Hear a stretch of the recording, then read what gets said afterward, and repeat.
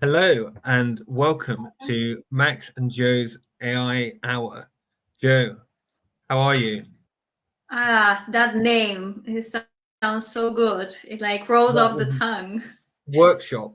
That's right. We put it into product training and we workshopped it with 1,000 e-commerce sellers, and that is the one that people wanted. So Yes, it I was didn't choose it. basically a survey, and 100% of people actually clicked. Yes, that's the name. I'm really good, Max. It's the 5th of January, and I'm feeling pumped about this year. I don't know about you. Are you feeling pumped? Yes, it's going to be a great year. A lot of exciting things to come for sure.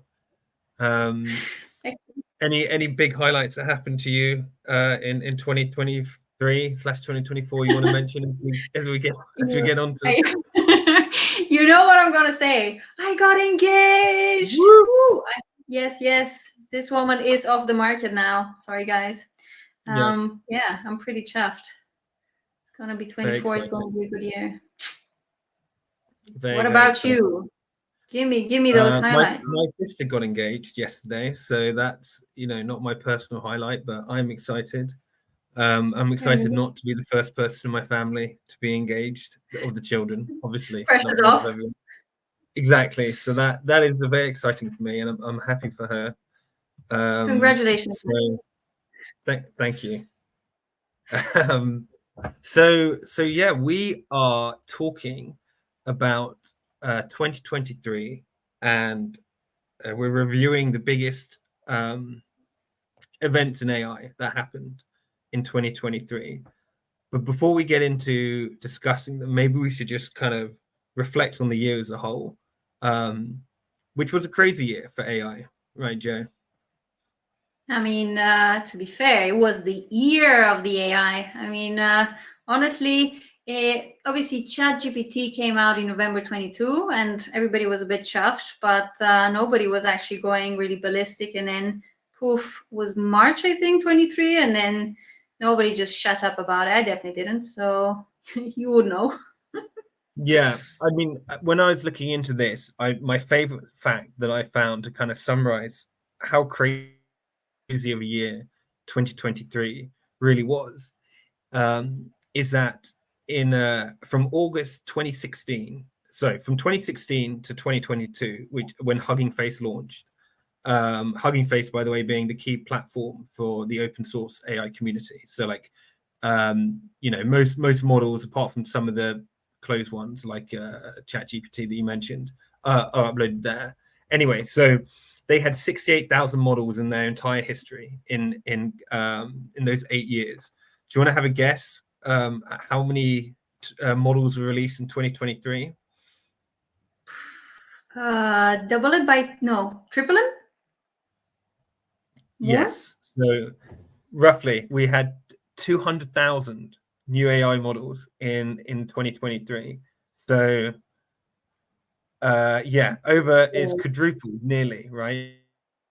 I Tripled. mean, that is insane. It's just amazing. Yeah. I mean, to be honest, like I would have expected that, given that this year, literally, there was an AI tool about everything, and obviously these are just the AI tool, which are kind of the wrappers that sit on top of these models.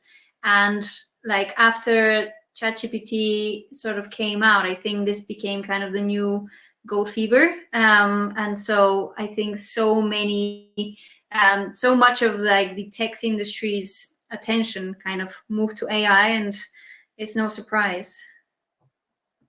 Yeah, it's been wild. So I don't know. Should we go through? So we've kind of pre-prepared what we both think is our top 3 tools, which we'll discuss, and then Well, to be fair, Max, it was very unfair because you took my favorite one, so I can't actually say a double. And like, I had to pick. You kind of yeah, picked the best ones, and I had to work with the scraps. No, this is a joke. The ones that I picked were very good, but still, like, yeah. there Well, I is picked my top one 3, and and then only. you picked 3 other ones. Maybe is a fair way of saying it. But so we picked our top 6 collectively, and we're going to discuss them, and then we are going to rank them.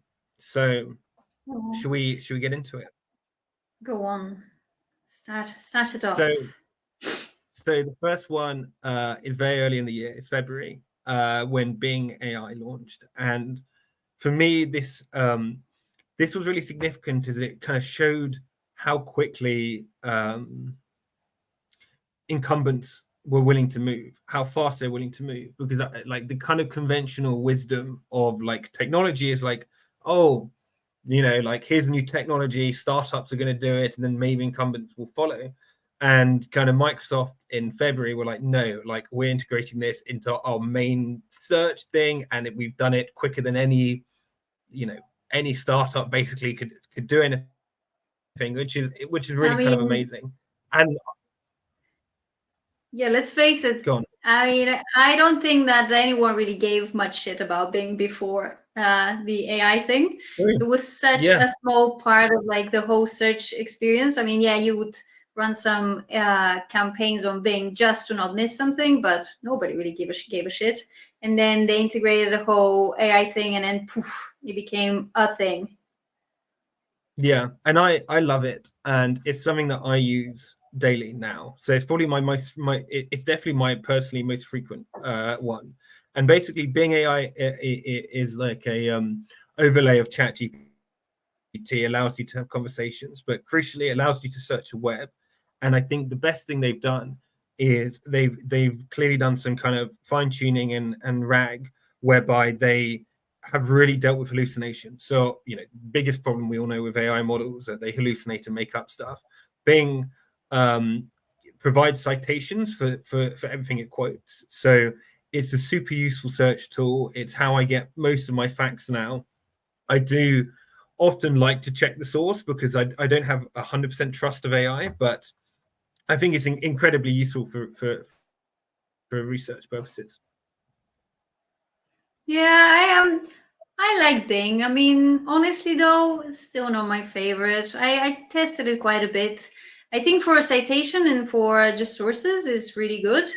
But for anything slightly more complex, it just kind of flops pretty spectacularly for me because it just what it does to like in my view is that it starts searching for it, it starts binging it. And then it spews an answer, and then because I think the context window is still quite small, it gets just to a limited point, and then you have to prompt it again, and it's just a little bit clunky. But you know, I'm just so used to ChatGPT now that yeah, sorry, this is yeah, Bing is alright, but not my favorite. Fair enough. Do you want to give us your next one then? My next one. So actually, I thought about a couple which are in the same category, which are not necessarily so obvious, but to me, they just signify a very interesting shift in terms of AI and video. And these are HeyGen and Synthesia. What they are is essentially an AI generated video avatars. So you can go and select a video avatar, give it a script, and then it essentially produces like this whole really realistic AI spokesperson that can do any sort of promo demo or whatever. What I find really interesting is the fact that now you can actually upload your own little video. And what it does is it creates this AI avatar of you.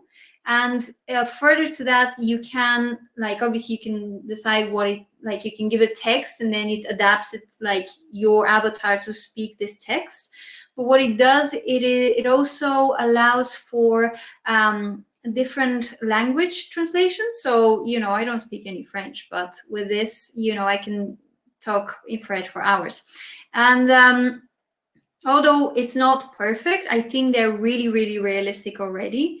And to me, like obviously the technology is fascinating, but I think what is really interesting is the use. Like in the future, I definitely see AI absolutely changing the game in terms of personalization. And and I always just imagine, like, now we're talking a lot about personalization with anything to do with digital marketing. Now imagine a situation where every time a customer buys something from you, you can actually send them a personalized video which says their name and their product, and like sort of creating this whole very personal post-purchase experience, like directly from the founder of the company. And I just think that there's going to be so many more applications as this technology progresses. Still a little bit creepy. I mean, it creeps me out to like watch a like self-made AI avatar of me that is not me, but I think this is where it's going. So it shall be interesting. Have you AI avatared No, yourself, Max? I haven't AI avatared myself. So you can make an avatar of you. You can upload some photos of your face, and it will create an avatar of you. I think you basically need to upload like a little snippet of you talking, and then it Oh, takes see, that and yeah, then your voice. Oh, exactly. it's interesting. And then it will just make your voice, and you can present anything. Yeah, and your face. So like it's literally a video Mm. avatar. So you can present your presentation, Yeah. but it's not you. I mean, I'll be honest. When I looked at these, this was the one that I hadn't come across, so it's new to me, which is cool. I like learning new things, and now you explain it. You know, I can definitely see a world where we start seeing, like celebrity AI. I know we had J Lo do an AI Yeah, advert for for Virgin Virgin. Atlantic. Yeah, Yeah. I remember that. That was quite probably around April as well, probably around the same time, right? So yeah, I can definitely see this. It is kind of creepy. I I don't know if I'm going to be AI avataring out myself to do e-content videos anytime soon. But let's see. I don't. You Maybe I'll don't do know. you, Joe. Maybe you'll be like on the next podcast. It's not going to be you. It's going to be your AI avatar. Exactly. It'll save me some time. Um, Yeah, there we go. so so the next What's your one. next? Next one, we're in June now, and June we saw Runway AI. Specifically, Runway AI has been around for a while, but specifically the Gen 2 release. And Runway AI is one to watch out for in my view. So this is again about video, but basically it's multi-modular. You can do text to video, image to video, video to video. It's pretty quick and easy to use. I did it to make some. Maybe you saw this, not maybe not. I made like e-content logo with some fireworks, and like I did that on Illusion Diffusion. One AI model didn't make our top 6, and then I did it Runway, so like the fireworks and from the image would like then explode and move, and it's really cool. And it's super easy. Like as on a free account, you can start playing around with it. So these guys, they've raised 141 million from Google, Nvidia, Salesforce, and some other big names. So like they're serious. These guys are they're big players. And cool fact I found out when researching this is it's already been used in a BAFTA winning movie. So What? like this isn't something like off in the future. Runway AI tech was used in Everything All at Once. Have you seen that, Joe? Do you know what? It's definitely on my watch list. It's the one that was nominated for so many Oscar Yeah, films, and I think then they didn't win anything, or no, they won all of the Oscars. I remember. Yeah, they no, won a I lot. really want to watch this. It's fascinating that they've used it there. Now I really have to Yeah, watch it. there we go. So in my commitment to Max and Joe's AI hour or whatever we end up calling this, um, is I watched the film. I watched the Right. film and it was good. I'm not a huge film person, to be honest. I typically don't like watching long stuff. I like reading and I like podcasts, and I'm not a huge film person. I get bored quite easily. But it was entertaining. It was good, and I think what was amazing about it is they had a 5-person VX team, obviously using Runway, Mm. and Barbie, which I imagine you've seen. Have you seen Barbie? Of course, I've Everyone's seen seen Barbie. Barbie. Hi, Yeah, Ken. everyone's seen Barbie. Barbie had a 1300 VX team. So the scale, I think this is great personally. I think this is great for democratizing an industry. Like Hollywood famously is pretty undemocratic, and you need millions and billions, and like Marvel trot out the same shit each year, which is quite dull, at least for me. So I'm yeah, I think this is really cool. Joe, how do you think e-commerce users, e-commerce sellers could use this? Sorry to put you on the Well, I spot. mean, yeah, you are putting me a little bit on the spot, but I mean, come on, it's a video, it's a AI video tool. How can e-commerce people use it? Well, it's pretty obvious, like anything to do with advertising assets, teasers. Also, the interesting thing with Runway is that at the moment, at least from what I remember, the free version is still up to 4 seconds of video, Yeah, right? Or it's good. yeah, and It's so good. yeah, it's just kind of like a play, but like I think as these tools get more investment and they grow, you get probably like more and more and more for your money. And I think, given that people churn so much TikTok content, Reels content, like actually using something like this for creating like little snippets for your TikTok, for your even for like your Amazon store, like the little product videos. I think it would be really valuable. I mean, obviously it's still not there yet. I've seen so many like slightly disturbing product, like sort of people's faces disturbed with AI, and Yeah. so it's not quite there yet. But I think it's gonna be there quite soon. Well, I think we've explored this obviously in content. Like video is one of the biggest questions I get from customers. Like, oh, can I do video?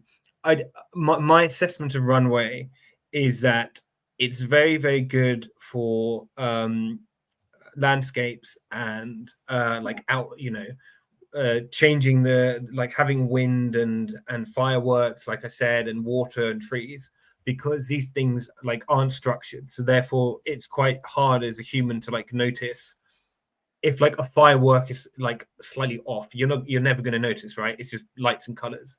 As soon as you're doing something which is inside, with humans or like solid objects, it's really quite obvious that it looks weird. So I think, and especially so right now it would be possible to like get a product like if you're selling this mug, do the mug on an outside scene and have Runway like make clouds go ahead. So like it's usable in a limited format. We're keeping a close eye on this because I'm sure at some point it's going to get there, and we'll be implementing it in our tool. But that's my assessment. Actually, can I ask you, what do you think about? We will talk. Spoiler alert: we're going to talk about Midjourney. But what do you think about the fact that Midjourney just, I think, announced last week that they are going to start developing text to video as well? Like, how do you reckon this is going to impact Runway? So I love Midjourney as a company because they're 11 or so people last time I checked, and they're making 200 million ARR. So they're killing it, right? I think it's fantastic. They're completely bootstrapped. I think they are. I've never heard. I try and listen to the podcasts from like all these CEOs, and I've never heard them anywhere, but I love them. So I think they're brilliant, and I think they're going to crush it. It's my view. I like Runway. I think Runway, from listening to the CEO, like they clearly have they have an awesome tech. They don't have like a clear market at all. I think they're doing some stuff for enterprise. They've obviously worked with Everything Everywhere all at once. So I imagine they work quite closely with the team there, to enable that. But I don't know. I think competition is healthy and it's good. So that's my view. Yeah, fair enough. Yeah, I think I have a feeling that if Midjourney sets their eye on it, they're gonna kind of blow them out of the way. Yeah.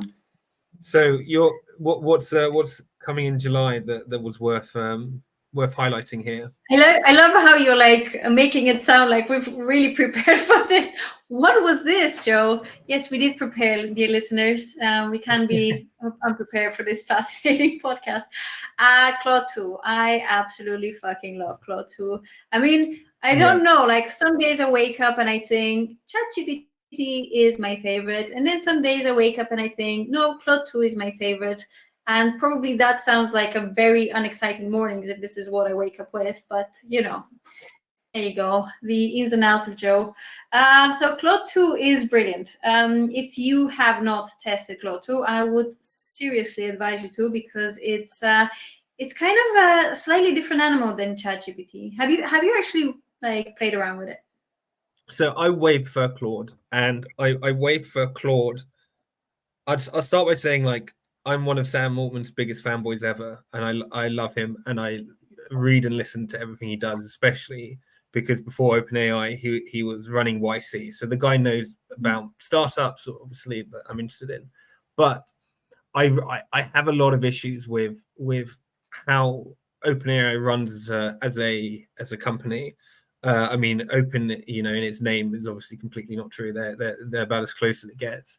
And I prefer Claude on like a I don't know if the political level is the right word. Maybe like I prefer it on like a moral level, let's say, because they say how they've trained the model, and that's like open. So you're like, they have their constitution somewhere, and they're like, here's our constitution, here's the values that have gone into Claude.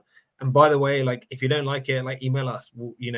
Let's talk about it. Like, and they kind of, I think they're a lot more accepting that how powerful these models are, and like how like such a few amount of people like dictating how millions and billions around the world are like what they're writing and how they're writing it, right? So it's quite scary in some ways. So I prefer Claude primarily because I think they've got that like ethical stuff way better. I also think the language is more natural. Like it's hard to quantify, but I think it talks in a much more natural voice than ChatGPT. So I use it more than ChatGPT, to be honest. Yeah. Interesting. Actually, total segue, but I think it's an interesting one. Given that you are total Sam Altman fanboy, shall we chat about the fact that probably OpenAI is going to be the one company that might lead us to Earth destruction and apocalypse if they keep going like this? What do you think about that? What do I think about that? I agree totally that they're going to lead us to destruction. I think the next one we'll do, episode 2, is going to be 2024 forward looking, so we can discuss it more there. But I like, and I'll be more research to my opinions. But my view is like, I guess the genie's out of the bottle and competition is happening, and like I worry what happens if a autocratic regime like China or someone like this gets to AGI before the West does. So I think that's kind of the argument that they use, and I do kind of buy it. Like it's a bit like nuclear. I don't know if you watched Oppenheimer, but they're developing the bomb, and like they got to beat the Nazis. And I think I think there's a lot of parallels, and I think it's the same scale. Like it doesn't fucking matter. We got like it just has to happen in democratic countries in the West first. So I get that. I mean, the fact that they kind of started all of this though, so it's like they're like, oh, let's research nuclear bombs. Here we go. Now we've got a race to build them. So like they are kind of at fault that we're even in this race. But now we are like, yeah, I think I think they've got to continue. But what do you think?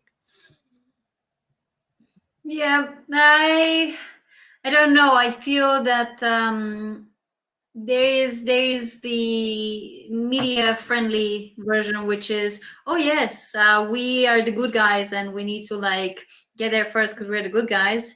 And then there is the simple capitalism explanation, which is who's gonna make the most amount of money. And I'm sorry, I'm really like sometimes very cynical about capitalism. So absolutely, paradoxically, given what we work in, but the reality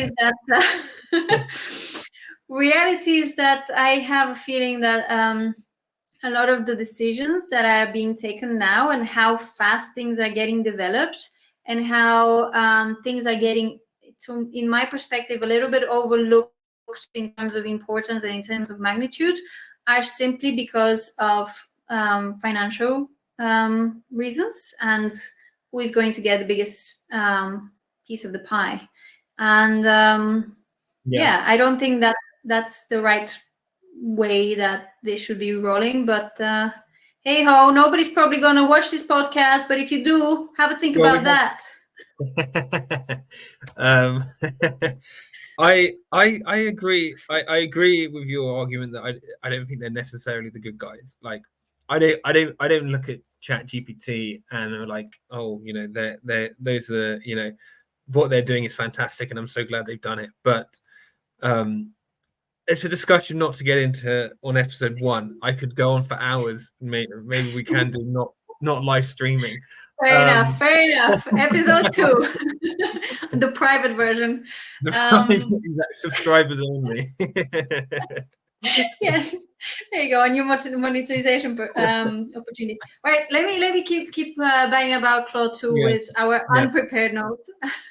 So Claude 2 is absolutely, for me, it's absolutely fantastic because of the really huge token window. Which is actually, I think for me, one of the main USPs versus some of the other chatbots. So like in terms of context window, I think the latest update was, 200,000 tokens, which is about, I think it was 500 pages of text and 150K words. So it's really huge. You can literally train it on a whole book. And in terms of just uses as a e-commerce seller, it's like you can do anything from training your brand guidelines to anything very technical in terms of product specification, and then get the output that you need in whatever form. So whether it's writing your marketing materials, or are you doing something specific like writing another literature for your customers that is more around the product. I think there is so much available out there that you can do with that much training. Just to, just in a comparison, I think the current available context window for ChatGPT 4 is about, was it 32,000? Yeah, 32,000. And even in the upgraded version, the Turbo, which is like kind of not actually widely available through sort of the ChatGPT platform, that gets to 120,000, but that's still much smaller context window. So I think there is still much more to be said in terms of how they've progressed. And what I think is interesting, actually, before that, I'm going to take a breath and let you say something about context windows.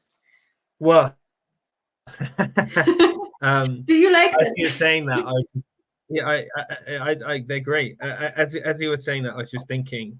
Well, my kind of rebuttal, I guess my reply would be on the next one that we're going to talk about. So I'll save my thoughts because I think it's quite relevant to what we're about to discuss. So I'll let you finish your thought trail on Claude. Yeah. The Claude. All right. What else about Claude? Yes, the fact that they got tons of cash.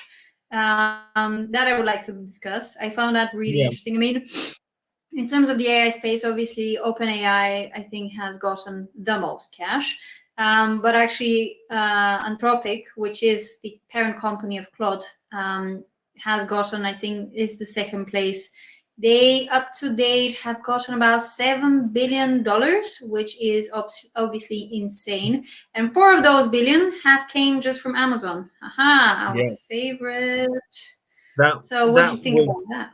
Yeah, I mean, for those who follow my Twitter, which is not many people, will know that I was very excited as a significant Amazon shareholder, given that I worked there for 6 years when Amazon did this, because I think Amazon, and maybe again we can have an episode on this.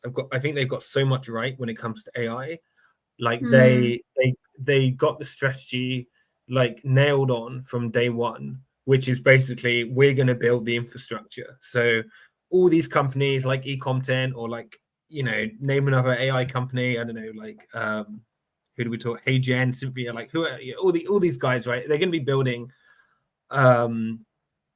application layers, which are really cool and fun, and like different ways you can use the technology. But Amazon are just going to be there, and they're going to be the base layer that everyone is using in AWS. And obviously, this partnership with Anthropic means that they have that model, which I think is, as we discussed, better than ChatGPT, like integrated into AWS.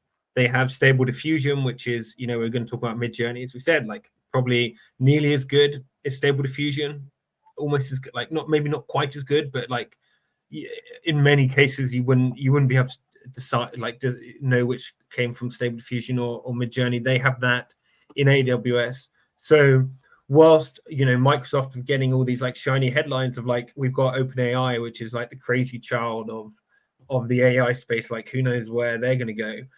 Meanwhile, like Amazon have been very strategic and building the, we are the infrastructure layer. All these new startups, all these existing companies who are going to integrate and build AI stuff, they're all going to do it for AWS. So yeah, I think it was a great play. Yeah, I absolutely find that like what Amazon is doing in terms of AI is really smart. Everybody's. I find it really hilarious when I look at the news every week. Microsoft, Meta, and poor Google kind of hunkering it in the same sort of direction, while they just took a completely different strategic route in a way which is not so competitive. So it was really, really smart. Shall we do a little segue about Google? What is going on? Yeah. What is going on with Google? Where are you, Google? What's happening with you? Yeah. I mean, it's so interesting. They've been caught completely flat-footed. And I think even Meta have got a better AI strategy. Like randomly, I think so. like Meta have a really clear, like they're building some amazing models. They've got a lot of what they've done is open source, which advantages them because people are like building on Hugging Face on top of Meta models. It like helps to improve the Meta, and like it's a flywheel to that ecosystem. Spoiler alert to the next episode, but the Meta glasses, I think like AI VR, like super cool. Like we'll discuss that in detail. But yeah, Google have really amazingly kind of completely dropped the ball. So at least it seems. Let's see. Who knows, right? Who knows? I mean, I saw. Yeah, but even just, I feel very passionate because I'm disappointed. Like Google are normally great, and I have no idea what they were thinking with. Especially, did you see the launch of Gemini? Everybody was so excited, and then we find out like literally a week later that the trailer was fudged with. You're like, come on, like you're Google, you can do better. You should do better. Yeah. You can imagine when you build such a big company, which has just got such a cash cow of paid ads, like you just kind of rest on your laurels. So, I mean, I don't know, maybe this will look dated in 6 months if they launch something incredible, in which case I apologize. But it's interesting that they just completely missed they've missed the mark. And even if they do launch something, they're a year or two behind. Amazon's got a strategy. Microsoft obviously a big winner here. And other Facebook, as we said, have they've kind of reinvented themselves from like the metaverse stuff, which I think is a load of crap, to this this new I think everybody thinks that, Max. It's not just you. You'd be surprised. I spend my days in San Francisco talking to people who love crypto and metaverse. That they exist. I know them. Yeah, exactly. That's what I think when I meet someone there. I'm like, oh god, here we go. This is going to be a boring 5 minutes of a cocktail party. But but yeah, let's move on maybe to custom GPTs. Go. This happened in November. I remember actually I was thinking about going to as I just mentioned, I was in SF. I nearly went to the GPT demo day. I didn't in the end. I can't remember why. I wish I did, because like they launched something which is akin to like the launch of the App Store. and I kind of wish I'd been there for it. So my loss. But Max, you missed a moment of history. exactly, and I love history. But basically, GPTs, custom GPTs, enable people, and I was saying it's a response to what you're saying about Claude and like uploading documents. They allow people to train their own models. You can train your own model in completely natural language. You just basically explain what you want the AI model to do, and you can upload data points, and you can make it. And I'll give an example of what I've done at eContent. We built our own model. We uploaded hundreds of thousands of customer prompts that got labeled up, and we built a custom GPT that helps customers to generate optimized prompts. So we have all this data and prompting, and then you kind of give it a bit of natural language coaching about use this, what all this means. You can then it runs, so you can kind of like see what it does, and you can give it feedback. It's incredible. And then it takes you maybe 2 hours, and you've built a custom GPT. So they're launching the store next week, the GPT store. I think this is just going to be completely transformational. I know a lot of our mutual colleagues and friends in the e-commerce industry have launched stuff. So I know like Andrew Erickson has launched like a listing AI one. It's not as good as eContent, but it's okay. I'm joking. We've got like one of Kevin King's mates, I forget his name, has launched kind of like a mentorship one for like e-commerce. I think you're just going to get hundreds of like super useful GPTs doing stuff from like really rudimentary stuff like R1s, which is like you upload an image and it'll give you a prompt. Like here's like a 10 character, a 10 word prompt or 10, 15 word prompt of like how to generate that image on Midjourney or eContent or whatever. To like here's advice on like e-commerce mentorship and all this stuff. So yeah, Joe, your thoughts? I mean, this is the one that you stole. So I mean, you won of course, Yes, but this this is the one that I wanted to talk about. It's okay, Max. It's okay. I pick next time first. I mean, let's face it, like ChatGPT is just fantastic. I mean, I think one thing that I would definitely point as I mean, GPTs are amazing, but like one thing I would actually say that it's really superior with is the fact that you can do all of the analytics as well on ChatGPT, and that kind of provides a whole different level of edge versus any other of the other AI chatbots, because one of the things that it's very well known that like the AIs are not particularly good at maths yet. And what I find amazing is that I think from what I remember, like the analytics kind of runs slightly different than all the rest of the AI, and that's why like it's actually pretty accurate when you ask it to like analyze data. And so in congruence with the custom GPTs, you can do actually so much for your e-commerce business as well. So we need to do an episode on, I think maybe in a few weeks time we should go through the custom GPT. We should pick out like some of the best ones. We should talk about what they do. That'd be cool. So that mental note to do that. Put a pin on it. Yeah, that's a good idea. Let's go to Midjourney, Joe, because we want to kind of keep these 45. So Midjourney. Okay. I'll bliss through Midjourney. Well, Midjourney, we talked about it already. But what is notable is that about a couple of weeks ago, version 6 came out, and that was quite a game changer, I would say. Obviously, Midjourney has been like since the beginning of the year, they have been rolling out new releases, and they were all amazing. Like I just remember when like the region release came out, and just with every release it was getting better and better and better. But now the new version really has upped its game in terms of quality. So one of the things that I've been really kind of just not enjoying is that in the previous 5.2 version, you could still really see that it's very AI. Like, you still get these waxy faces, and it's realistic, but not really realistic. Like, you can always spot that it's an AI generated image. While with this new 6 version, it's like you can't. It's so real, and like just the quality is absolutely amazing.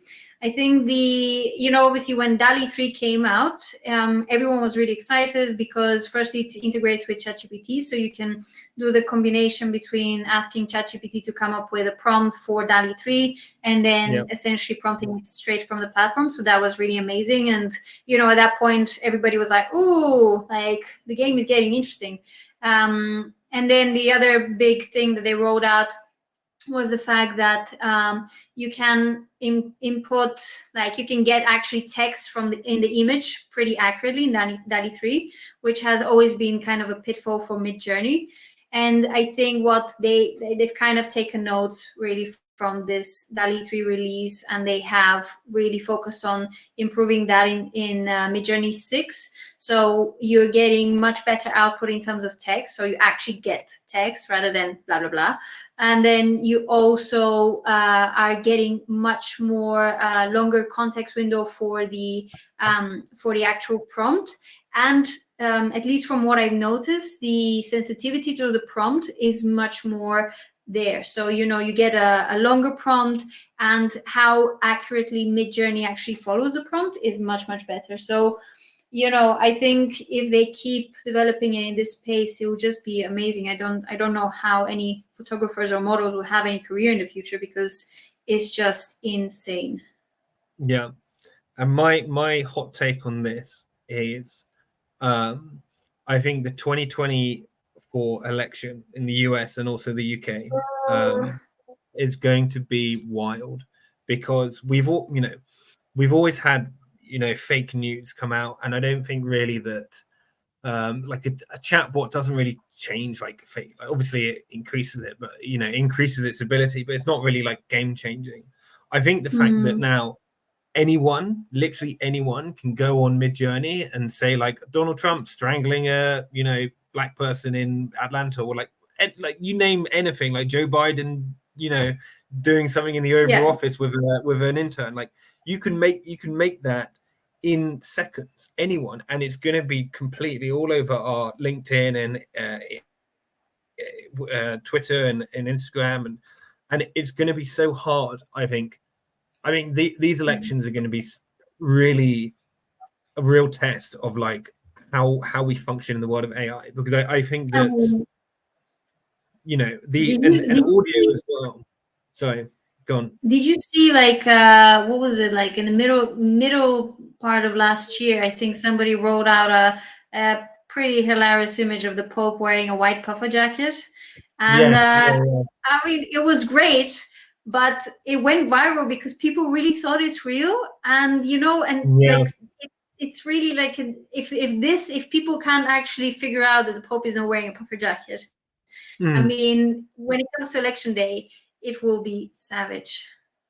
And I think my seeing friends on both sides of the Israel-Gaza war, and like I think people will just post stuff that they agree with. It doesn't matter if it's like I think the fact that it's fake or like not verified, like it almost doesn't matter to people. I think people are like, this is my tribe, and therefore I'm going to post this and repost this and share this. So like being Midjourney or not, like it's kind of it's almost irrelevant. So yeah, I think we're gonna like this release is going to make the 2024 election extremely interesting. I think I mean, maybe we can talk about this, and I'll stop there. I don't want to get too political on here, but yeah, it's definitely a big moment in the year, I'd say. Yeah, I mean, honestly, I really think we shouldn't finish the podcast on a downer, but this is definitely a significant downer. We've got the ranking, so let's we've discussed Bing, HeyGen, Cynthia, Runway AI, Claude, Custom GPTs, and Midjourney. Joe, what's your rank? in order of most Oh, important to most insignificant? right. I would say top top is definitely ChatGPT and the GPTs. Yeah, After that, I would put probably Mid Journey actually. Then comes Claude. Hold on, I feel like I'm going to forget one. Then we have Runway. Then I would say Bing, and then at the bottom I would say the avatar ones. What about you? interesting. I I'm surprised you put Midjourney so high. I know we just had that conversation. I'm surprised Midjourney was so high. For me, custom GPT definitely number one. I think that's gonna be the biggest change. You put Midjourney number two. I mean, I don't know. I like Bing. I know you didn't like Bing. I think Bing is super like it was super early, but like for me, it signaled. Not only is it something that I use daily, like I can't think of another one that I just use Bing so much to research. Like in my personal life as well. Like how do I cook? You know, how long do I put ribs on for? Like you know, in the oven, like what heat? Like all this kind of stuff. I just go to Bing because I just trust it more than um ChatGPT and Claude, and I think it was, um, yeah, as I said, as we're discussing it, it kind of signaled like the incumbents aren't fucking around. Like they're not going to sit, apart from Google, they're not going to sit there and wait for all the cool startups to do stuff. Like they're going full in, they're betting, they're betting the house on it. So I'd put that higher, but as you would, I mean, otherwise, yeah, I'm pretty happy with that ranking. I think we can go with you. Fine. I win. Sweet. Right. So Wow. yeah. Any closing notes? Well, I mean, Apart from that. it's been a great conversation. I'd like to thank the two people who joined us live. I'm surprised anyone did, given that we didn't. No shit, man. Hello, Yeah, people. did you not see that? Maybe only I could see that No. instead. Um, so I'm surprised anyone has joined us because we only put it live on my Twitter. So, but I think this is really good. So I think we can we'll come back stronger soon. And yeah, looking forward to continuing the conversation about all sorts of different topics. Excellent. Thanks, Max. It was really nice to jabber with you for 47 minutes. Bye.